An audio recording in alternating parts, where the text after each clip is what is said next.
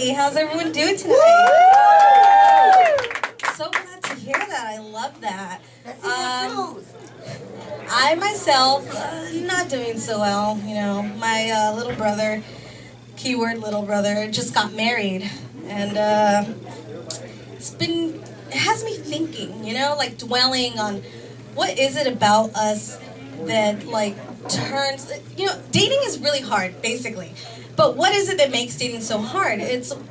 What is it about us that makes that person, like when you change the radio station, just like turn into the Exorcist, like, ugh! Change the radio station one more time and I will devour your soul. Also, you forgot to take out the trash again, asshole.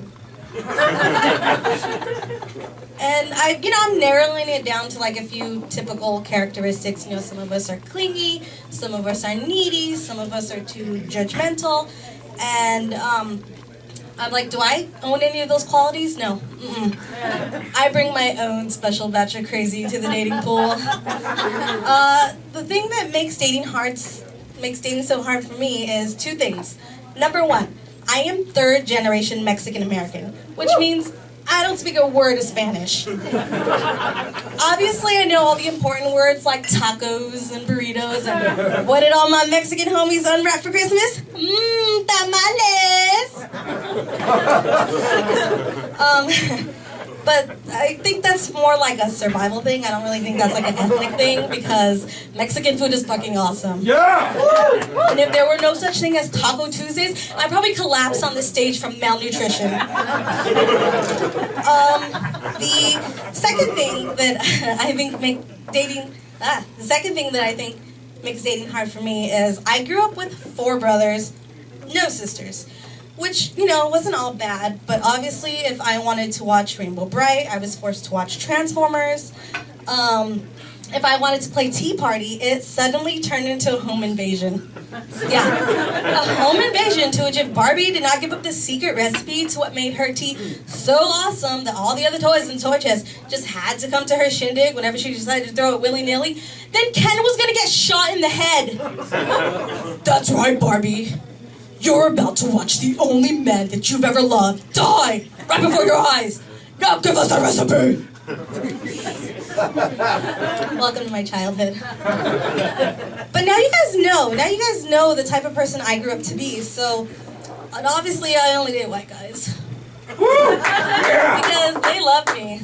On the outside, I got that spicy Latina thing going on. But on the inside, I'm just like them.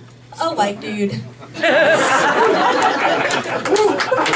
you ever tried to watch 2 completely heterosexual bros go out on a first date together?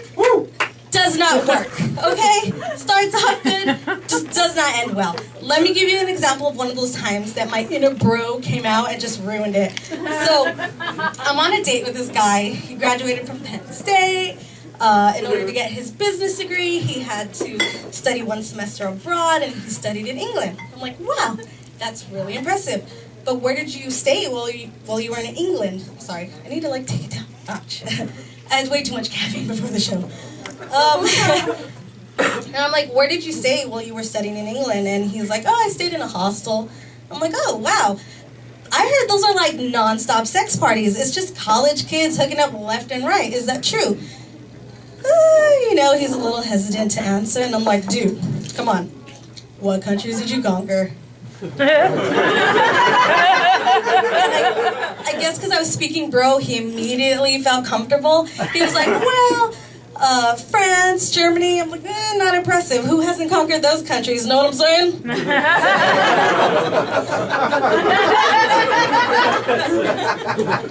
And then he was like, Colombia, and I was like, what? Hold up, you banged a Colombian chick? Again, dead silence. And I was like, nice, Colombian chicks are hot. Pound it!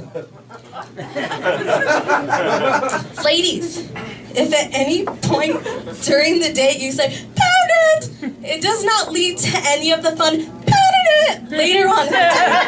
Just FYI, don't do it, learn from my mistakes. However, a high five after sex, completely acceptable. White guys love that shit. And that is my time. Thank you guys.